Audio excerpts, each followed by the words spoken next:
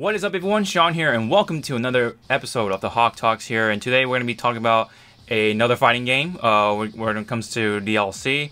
I did talk about that a few months back and it all started with Dragon Ball FighterZ, and people got mad about the season pass and stuff like that.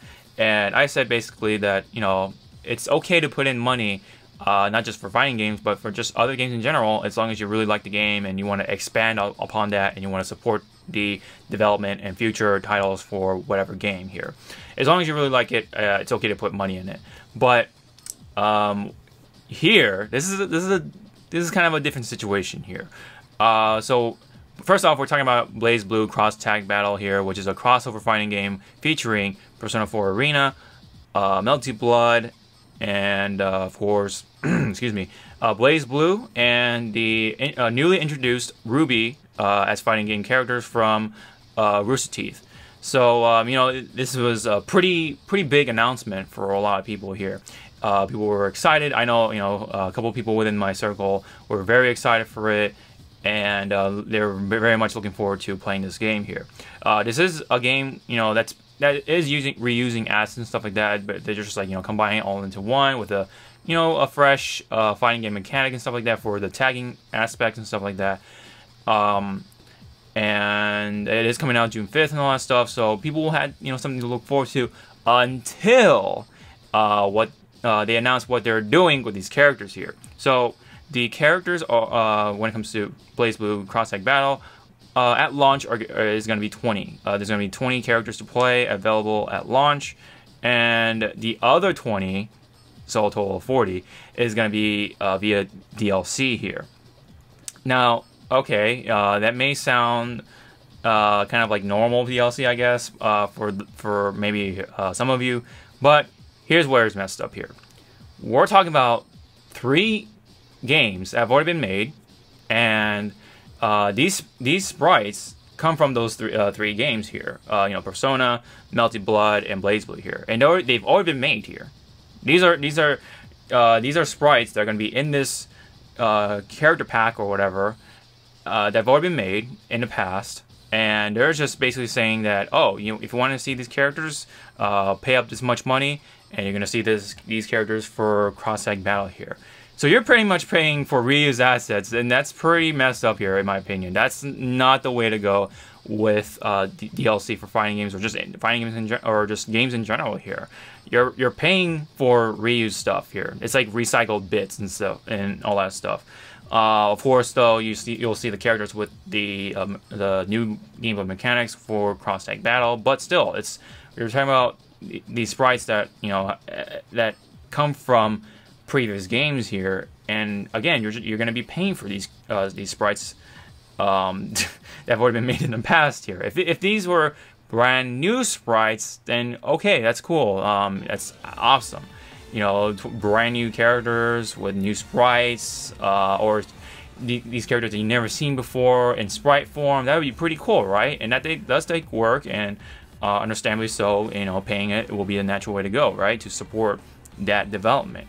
But you're paying for characters that have already been made in the past, and they're locking these behind that DLC paywall here. And again, this is not the way to go with paid DLC for fighting game, man.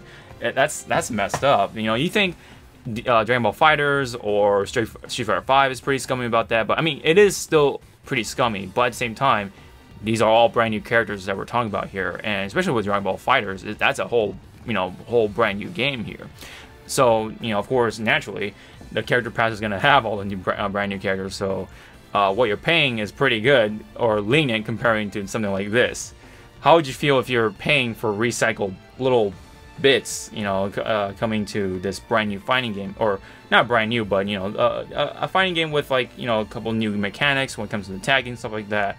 But otherwise, you have these characters, these exact character models from these old fighting games or previous fighting games, and the only new one here is Ruby. All these Ruby characters are coming in sprite, excuse me, sprite forms for the very first time. So that's the really cool part about it when it comes to this fighting game here. seeing these characters in sprite forms, that's awesome. You know, if let's say all the new Ruby characters are going to be paid DLC or whatever, I mean, that's the better way to go, because these are brand new sprites, and you see all the older characters or previous characters from the 3 other fighting games come into the roster at launch. And yeah, you know, that'll be probably the more natural way to go, right? And then you pay for the new sprites, which is the Ruby characters, and that'll be cool, right? That's something, you know, people would pay for. But I think this is the wrong way to approach this, you know. And of course, oh, we had this one brand new character from Ruby. They have to pay for via DLC here. It's gonna be part of this character pack, so it's a brand new character. So they're trying to like kind of fluff it by adding that one new character in there, maybe a couple other new characters, but definitely with at least that one character for that pack here. And again, this is definitely not the right way to do DLC here, because again, they're recycling these assets and they're making you pay for it. So this is just absolutely really messed up. This is fucked up. Let's just say that. Let's just say it's fucked up, man. You know, a lot of people were excited for this game, and now it's kind of just waning down. It's kind of just a lot of the excitement or the fire, you know, within the people who are gonna buy it, just dying out, you know, into this little ember now, because the developers of BlazBlue Cross Tag Battle have decided, oh, we should do DLC this way. You know, if you know, we're putting in these sprites from these exact sprites from the old games and just slapping in there, and oh, make you pay money because whatever. Yeah, that's absolutely the scummiest way to go about that. And people are, you know, up in arms and ranting towards Rooster Teeth because their characters are in this game, especially with one of the original 4 characters being locked behind DLC, and assuming Yang is going to be locked behind that DLC as well. I think, in my opinion, that's the wrong way to go, because companies like these, when it comes to guest characters, putting them their characters into a fighting game as a guest character, that, you know, company of the guest character, the, you know, owners of that character, they don't really have that much input. They don't really have that much control of the development of, you know, whatever fighting game is going to come out. You know, in this case, Rooster Teeth doesn't have that much control for Cross Tag Battle here, other than, oh, here's the license, you have permission, make the character go, and oh, make them look cool or whatever. They don't really have the ability to kind of pull out or kind of try to control some of the things that happen during development. They just kind of just sit there and be and just, you know, see how that goes. So yeah, of course, it all depends on the contract too. So, you know, obviously, this, it seems like, you know, they can't really pull out or anything like that. Otherwise, you know, it's like that company that was developing the fighting game or whatever would lose a lot of money, because, you know, what if, you know, that the guest character owners suddenly just pulled out or whatever, and then well, you know, they're kind of just left in the dust here with, you know, without a guest character, and they put all that time into it and all that stuff. It's kind of like a prevention kind of thing. So in this case, anyway, Rooster Teeth had little control over it, and I feel like being mad at Rooster Teeth is not the way to go. I've seen that, you know, a couple of people from Twitter, and I'm just like, really?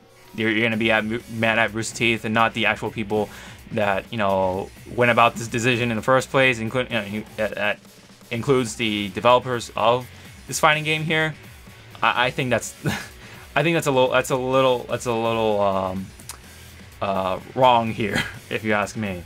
So it's really just unfortunate that, you know, because Rooster Teeth, assuming in that contract anyway, they are to promote the game too, because their characters are in there. So naturally, Rooster Teeth have to promote this game for their audience, as well. And because of this whole DLC situation that's going on, it is making them Rooster Teeth look bad, because especially with one of their characters locked behind DLC, and on top of the whole rest of the characters locked behind DLC and their used assets, whatever, blah blah blah. This is making them look bad as well.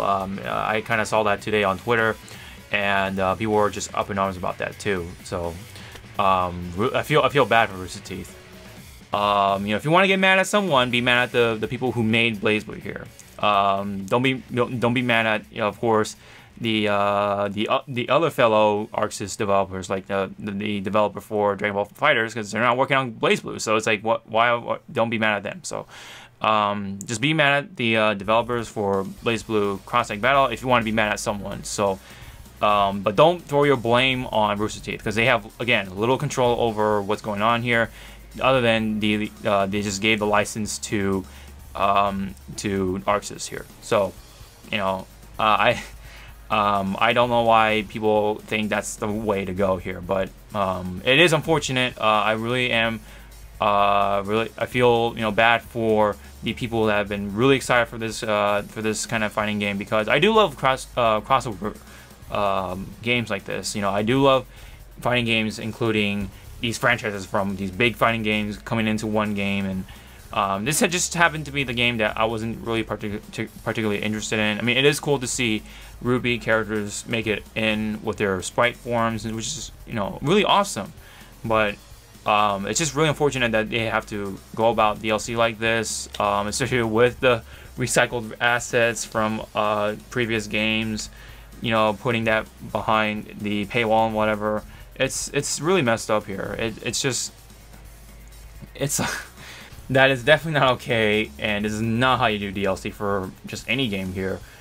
So yeah, I think that's pretty much it. Before I start repeating myself, it is messed up. I hope that they change that over time or something, and make you just pay for the brand new sprites or whatever, which would be the much more natural way to go, because they didn't really do anything with the older sprites other than, well, kind of work them around the fighting game mechanics, but you didn't really have to do much to do the animations and all that stuff. It's all the work, a lot of the work is gonna come from the Ruby characters. So naturally, paying for those sprites will be the way to go. But nope, you gotta pay for the old sprites as well for some reason. So that's how it goes for now. And again, I do pray that they do change, but I have a feeling that this may not happen, and people are just gonna have to soak it up and just shell out some money just to